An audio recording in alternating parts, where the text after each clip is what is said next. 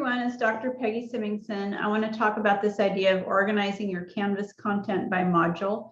So a lot of people know to do this, but it really helps your students with their cognitive load to be able to navigate your class in a really easy and organized way. So modules can be like even 1 week long.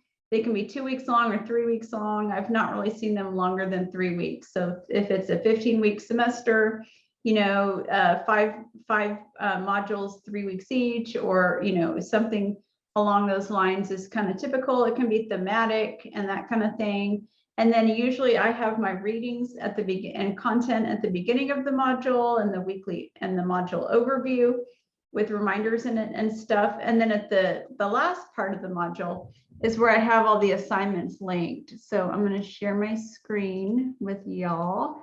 And this is just the course orientation module. So getting started, read this first. So this is the Start Here module that I've talked about. It has a lot in it.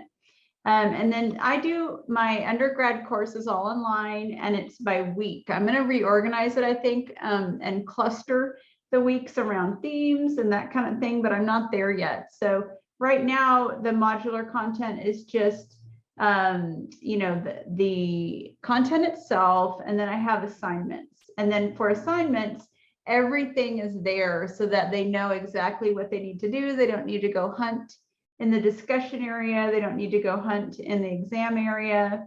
And one thing I have them do is to schedule a one-on-one meeting with me at the beginning of the class, if your class permits. It's a great way for students to get to know you. So again, the whole idea is modular content, and then you can use the header of assignments and then put the assignments at the bottom so that they know where to go.